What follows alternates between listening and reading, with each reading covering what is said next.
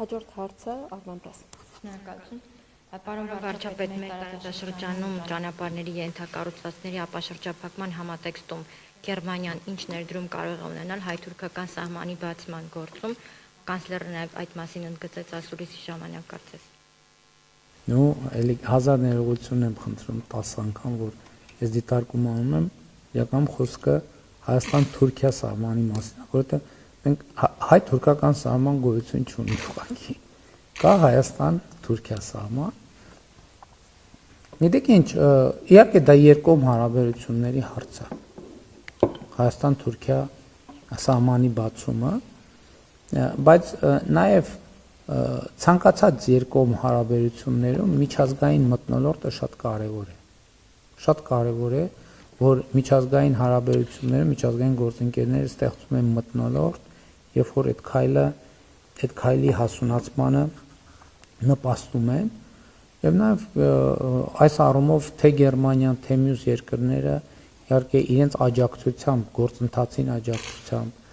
գործընթացի նկատմամբ հետաքրքրվածությամբ, իմիջայլոց ասեմ ձեզ, Հայաստան-Թուրքիա հարաբերությունների կարգավորումը եւ սահմանի բացումը հիմա բոլորովին ուրիշ համատեքստ է ստացել, որովհետեւ նաեւ խաղաղության խաչմերուկի եւ թրիպ ուղի նախագծի շրջանակներում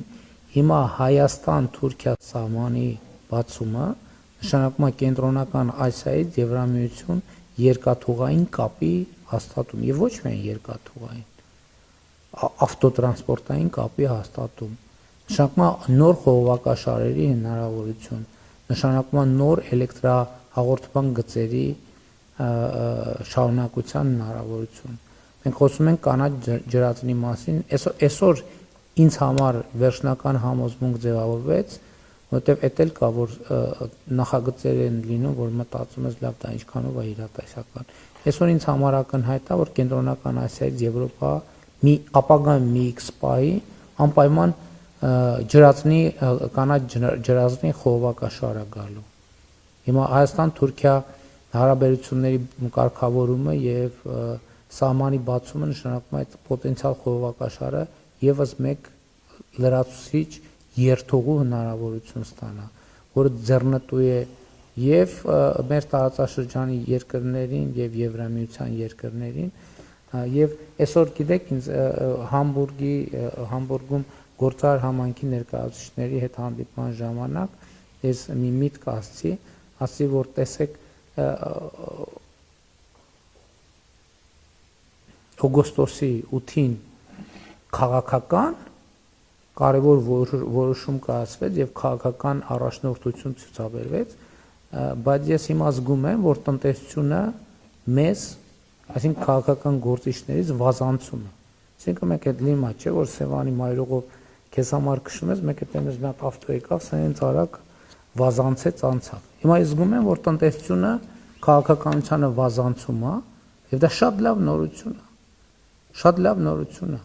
որովհետև այդ տնտեսական կապերը եւ տնտեսական հետաքրքրությունները, որոնք Հայաստան-Ադրբեջան հարաբերություններում եւ ավելի լայն համատեքստում ձևավորվում է, դրանք կայունության եւ անվտանգության ամենահուսալի երաշխիքն են, որովհետև երբ որ տարածաշրջանի բիզնեսները սկսեն իրար հետ փող աշխատել եւ ամեն մեկը իրանց երկրներին բերել լրացուցիչ եկամուտներ, այդ ժամանակ երկրներից ոչ մեկը մյուս երկրի ապակայունացման եւ ընդհանրապես տարածաշրջանի ապակայունացման նկատմամբ հետաքրքրություն չի ունենա, ընդհակառակը շատ մեծ հետաքրքրություն կցուցաբերի երկրների եւ տարածաշրջանի կայունության համար։ Եվ ես մեր գործարաններին քաջալերում եմ, որ իրանք այո տենց գան եւ քաղաքականությանը կներեք, ուզում եմ հասկանալի բառ օգտագործեմ ուղղակի աբգոն անեն։